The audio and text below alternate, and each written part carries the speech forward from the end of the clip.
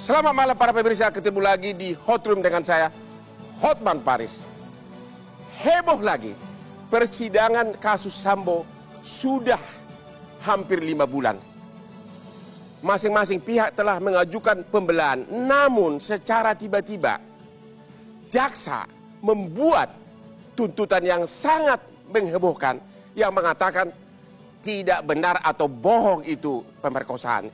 Yang ada adalah perselingkuhan. Dengan adanya tuntutan perselingkuhan tersebut, apa upaya akhir daripada terdakwa dan para kuasa hukumnya dalam babak akhir persidangan ini? Inilah Hot Room, upaya akhir menuju vonis kasus Sambo. Hukum terdakwa Putri Chandrawati keliru atau tidak benar. Tim penasihat hukum tidak profesional hanya mampu bermain retorika dengan memojokkan seolah-olah korban Nofriansah Yosua Huta Barat sebagai orang yang berbuat keji, amoral dan tidak manusiawi.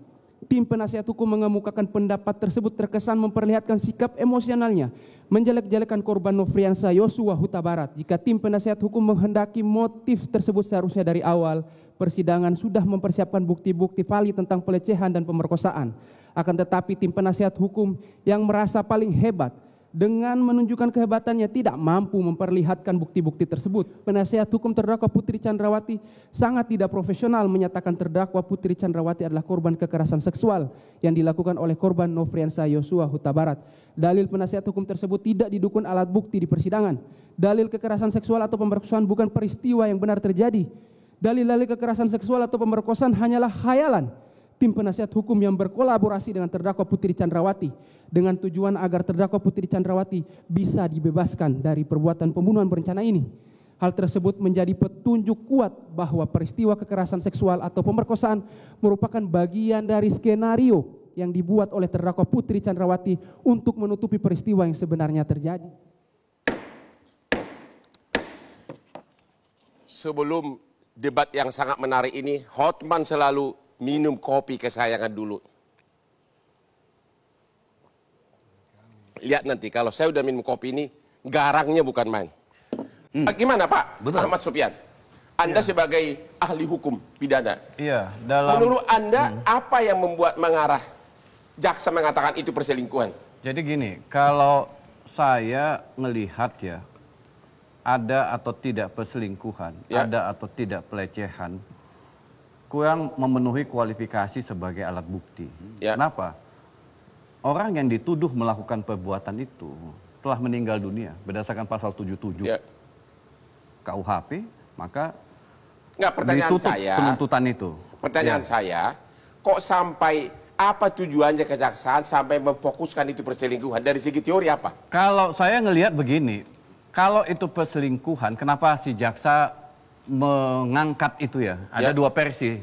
Pengacara mengangkat itu adalah sebagai pelecehan atau kekerasan seksual. Kemudian jaksa menyatakan itu adalah perselingkuhan. Ya, apa tujuan jaksa? Nah, tujuannya tentu adalah peristiwa yang terjadi di tanggal 7 itu memiliki kontribusi terhadap peristiwa yang terjadi di tanggal 8. Dan kenapa bukan pemerkosaan? Kenapa perselingkuhan? Kalau pemerkosaan itu artinya ada emosi yang ditampilkan oleh Pak Sambo. Bedanya apa kalau istri kita selingkuh atau diperkosa sama aja? Kalau selingkuh artinya argumentasi Sambo untuk menyatakan bahwa dia dalam keadaan emosional melakukan tindakan pembunuhan itu menjadi gugur. Oke, kita akan lanjutkan lagi. Bagaimana sebenarnya hubungan daripada ajudan ini dengan bosnya termasuk dengan nyonya. Tetap di Hot Room.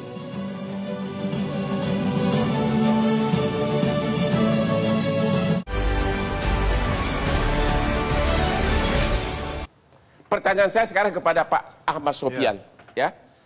Apakah adanya pengakuan, adanya tuntutan jaksa bahwa itu adalah perselingkuhan bisa dimanfaatkan oleh Pak Erman Umar maupun Pak Roni untuk memperingan hukuman para ajudan ini? Harusnya bisa. Jadi, harusnya bisa. Gini ya. Kenapa bisa? Gini, dia menimbulkan sebuah peristiwa perselingkuhan. Ya.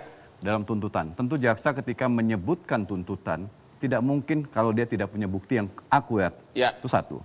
Tapi sayangnya tidak dimunculkan di dalam alat bukti itu. Ada sesuatu. Iya, tidak muncul terang benderang alat bukti itu. Oke. Nah, satu lagi, Bang. jika hakim, itu pesan kepada hakim. Jika hakim yakin bahwa ada perselingkuhan, Ya. maka sebetulnya agak inkonsistensi tuntutannya. Kenapa? Kalau memang ada perselingkuhan, berarti yang merencanakan 2 orang dong. Ya. Oke, Sambo sama Putri. Kenapa yang lain diseret-seret untuk ikut Justru dalam skenario itu itulah perencanaan? pertanyaan Iya, saya. makanya 340 harusnya hanya pada segelintir orang. Pertanyaan saya, Bapak Ahmad Sofyan, Ya. ahli pidana, dokter hukum ya? Iya, benar. Dokter hukum pidana. Ya. Justru itulah, apakah salah strategi Pak Roni ini? Enggak juga. Sama Pak Bentar dulu. Kalau dia tidak memanfaatkan itu tuntutan jaksa perselingkuhan untuk memperingan hukuman kliennya. Iya. Tadi Anda mengatakan iya. Iya, maksud saya begini, proses pembuktian kan udah selesai. Itu kan tuntutan. Berarti kan mereka tinggal Ya minimum mereka ya, bersuara harusnya lah, muncul di teriak-teriak dalam media pledoi. gitu loh. Ya, memang harus muncul dalam pledoi, itu mengambil itu, Enggak, potensi itu. jawab dulu singkat. Ya. Apakah secara hukum Ya. tuntutan jaksa bahwa itu perselingkuhan bisa menguntungkan berada sama Ricky? Kalau mereka yakin itu ada, Ya. kalau mereka yakin itu ada, itu menguntungkan. Ya, kalau mereka yakin ada. Akan Tapi kalau menguntungkan. mereka tidak yakin itu ada, Ya. atau menganggap itu tidak penting dimasukkan dalam pledoi, maka ya menjadi hal yang tidak penting untuk Enggak, aku meringankan tanya klien secara mereka. hukum. Iya. Harusnya secara hukum perlu nggak 2 pengacara tampan ini memakai itu? Harusnya diambil. Tuh harusnya diambil. Oke. Ya. Kalau Karena jaksa membuat perselingkuhan itu pasti punya alat bukti. Salahnya, Bang, nanti ya, lebih salahnya, tepat kan. Kalau dari kita kan sudah jelas konstruksi hukumnya kan. Richard Eliezer berdasarkan perintah. Saya tanya kepada saudara Ferdi Sambo juga. Perintah, iya perintah. Soal patuh dan taat, saya tanya kepada saksi-saksi. Kepada anggota Polres Jakarta Selatan, patuh dan taat. Richard Eliezer patuh bukan dan taat. kalau ternyata bahwa dia merasa dibohongin, berada ternyata perselingkuhan Bang, loh. boro-boro merasa dibohongi bang. Ini pangkat paling rendah. Kalau gitu Tiba-tiba dipanggil saya sama... tanya lagi kepada Pak dosen. Pak dosen, Ya. Tidak masuk logika. kalau hakim meyakini adalah itu perselingkuhan, apakah itu akan berakibat memperberat hukuman dari Ibu PC? iya dong. Iya dong. Iya. Kenapa iya dong? Iya, karena ada skenario yang disusun, Iya. ya, bahwa berarti ada pemufakatan jahat. Ini jika ada ya, bisa Jika dibuktikan. ada, ya. Jika ada, berarti ada pemufakatan jahat antara PC dengan Ferdi Sambo. Jika Ya. ada, dan hakim yakin. Ya. Kalau menurut saya agak lemah pembuktiannya, nggak ditampilkan secara utuh pembuktian Tidak ditampilkan. itu. Iya, tidak utuh. Jadi kalau ada dan hakim yakin, tentu yakin nggak sembarangan. Ya. Maka sebetulnya yang lain itu tidak bisa pakai 340. Hanya Ya. 2 ini aja. Begitu. Iya. Oke, karena memang Jika ada ya. tidak dikehendaki ya. Ya, mereka sebetulnya jadi korban dalam skenario. Jadi 2 Anda orang. sebagai jika ada. dosen dokter hukum pidana mengatakan, Iya. kalau hakim yakin bahwa itu adalah perselingkuhan, Anda mengatakan secara teori hukum, hukumannya PC bisa lebih berat mengarah ke perencanaan pembunuhan. 340. 340, Ya, oke. Tapi kalau itu tidak ada ya. Kita istirahat dulu setelah yang berikut ini. Tetap di Hot Room.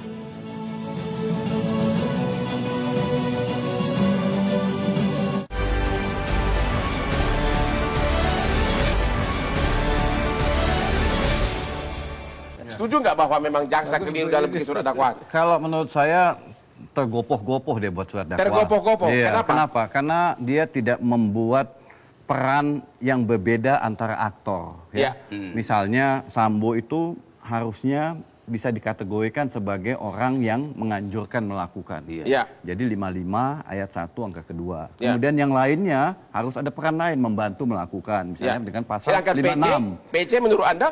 Yang jelas, kalau saya tidak bisa, karena kan tidak melihat fakta, tetapi yang jelas pasal 55 ayat 1 dan angka kedua, pasal 56 harus dipakai di dalam dakwaan Sedangkan itu. ini tidak dipakai. Oh dia tidak. Makanya Yang saya dipakai bilang apa? pasal 55 ayat 1 angka ke 1 Ya, itu itu semuanya. bersama-sama melakukan. Bersama-sama. Padahal kalau kita lihat di persidangan, di televisi, itu ada peran yang hanya membantu. Jadi intinya Anda mengatakan harusnya yang dituduhkan adalah Berbeda-beda. adalah membujuk untuk PC, bukan pelaku bersama-sama, begitu? Menurut saya bukan PC-nya, tetapi aktor-aktor yang Ya, terlibat dalam peristiwa. Iya, termasuk PC, Oke, termasuk Ma'ruf, Pak segala Febri, macam. tadi sudah mengatakan kedua orang ini yang tepat kepada PC bukan bersama-sama melakukan pembunuhan berencana, tapi membujuk. Setuju? Oke, kalau gitu terakhir Pak Ahmad Sofyan, Ya. tolong satu-satu uraikan ke Pak Sambo yang pantas berapa hukuman? Tolong jawab singkat aja. Waduh. Nggak, langsung aja, nggak usah analisa lagi. Ke Pak Sambo berapa? Saya tidak bisa memutuskan Ini untuk berapa. Perkiraan Anda sesudah Oh, perkiraan, estimasi. Ya estimasi. Oh, estimasi. Ya, seperti nonton bola ya.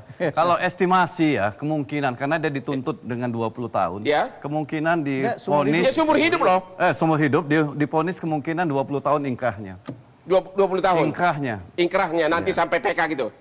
Kalau PC kira-kira estimasi Anda berapa tahun? Harusnya di antara mereka itu setelah, kalau misalnya ada justice kolaborator, dia nomor 2 paling rendah.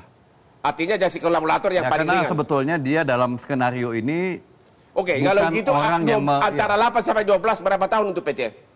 paling rendah menurut saya. Berapa? Ponisnya? Ya. Saya tidak bisa menyebutkan angkanya karena itu udah keputusan hakim. Kira-kira 8 atau 12? Harusnya di bawah itu. Oke. Di bawah Terhadap itu. Ricky? Kira-kira dengan tadi uraian perbuatannya apa? Anda kan profesor hukum. Coba apa? Gini, dalam memutuskan pasti nggak mungkin. Estimasi berapa tahun? Kalau Anda jadi hakim? Kalau saya jadi hakim sulit juga memutuskan. Nggak boleh dong. Iya. Kan Anda ahli hukum. Coba jawab. Kalau ya sekitar 5 tahun. Sekitar 5 tahun terhadap Ricky. Iya. Udah ya. Kuat juga 5 tahun. Iya. Eliezer? Kalau dia diputuskan sebagai justice kolaborator, tentu dia yang paling ringan. Harusnya lebih ringan dari siapa? Kalau diputuskan oleh hakim. Oke, kan harusnya di bawah 5 tahun. Tapi kalau dia tidak diputuskan sebagai justice kolaborator, berarti ya beda tipis dengan aktor-aktor Oke, yang jadi lain. nasib Eliezer tergantung kepada hakim. Apakah dia kalau setuju? ditentukan sebagai justice kolaborator, maka lebih ringan. Pak Jaksa setuju kan? Eliezer lebih ringan? Ya. Setuju. Oke. Kita akhiri diskusi kita malam ini. Terima kasih kepada para pahlawan dari para terdakwa, ya.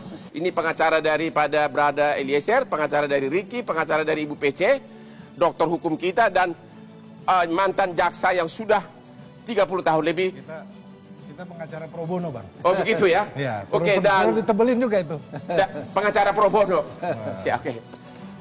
Dan jangan lupa menonton Hot Room setiap hari Rabu jam 9.30 malam hanya di Metro TV dan hanya saluran yang hot-hot.